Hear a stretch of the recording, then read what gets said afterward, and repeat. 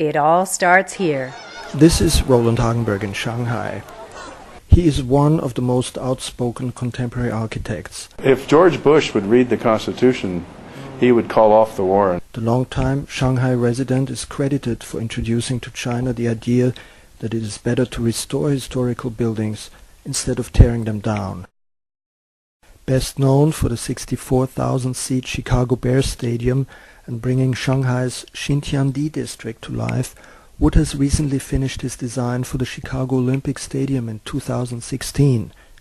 In the following conversation, Ben not only talks about architecture and his new projects. One of the great advantages for me living in China is that power is in the hands of a few.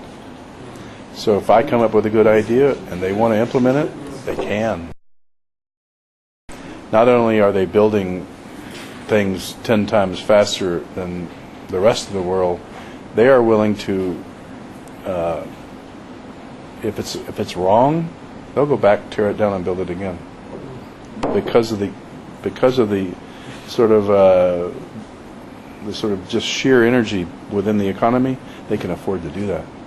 If we make mistakes in the West, we live with them for 70 years. In other words, China has a lot going for it right now because it has somehow managed to accept all this foreign influx of money and people and Western customs, and they haven't sort of rejected it, and they still and they also make you feel welcome. I mean, that's truly remarkable. And I think it's, you know what it is? There's one reason: lack of religion.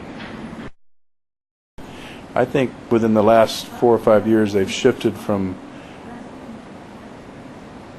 bigger is better to better is better, and so they have actually downzoned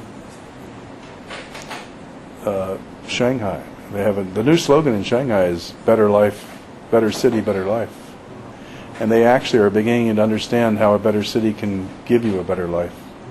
So they're understanding there's a correlation between the physical environment in which you live and the quality of your life.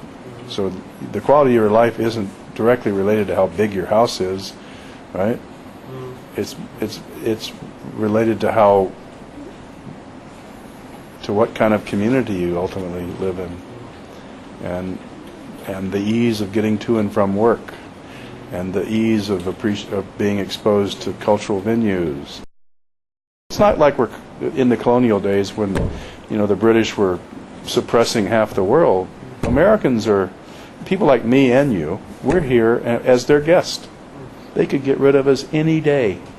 They could kick our ass out of here for no reason. They're under no obligation to be nice to me, right? The Queen of England ain't gonna come down hard on them if they're not, or the George Bush. They don't give a. The other thing that I'm sort of on a rampage about right now is I get all these consultants that work for me, engineers, other architects, planners, marketing people, branding people, clients. Everybody says, well, Ben, we're going to build a sustainable resort or a green building. And I say, tell me what a sustainable resort is. We're going to build a sustainable community. And I say, well, what the hell do you mean by sustainable? Define sustainable community. And they go, well, they can't. It's just a word they're using.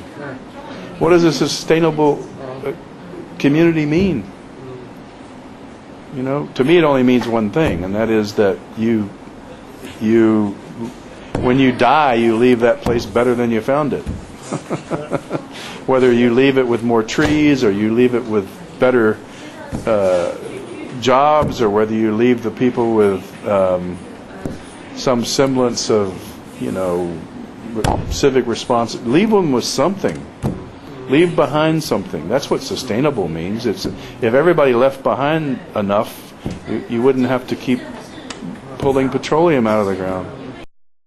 So at some point, you can't have a real environment anymore because the environment that the real environment depends on has been eliminated by. It's like in Dubai. I refuse to go there. I refuse to condone that sort of irresponsible behavior. I mean, I'm not saying the people are irresponsible, but somebody is. Somebody's trying to create a hospitable environment in an inhospitable place.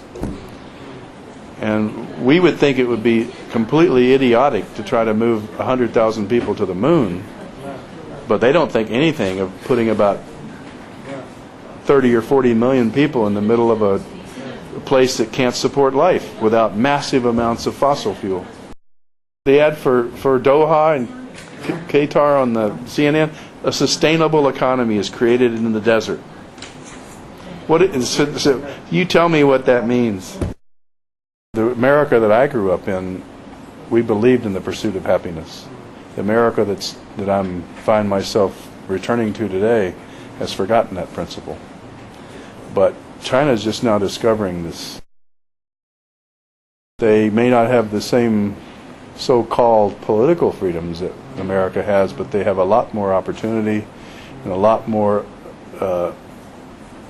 ability to pursue happiness in their life right now, because their political leaders aren't trying to take on 1/3 of the world.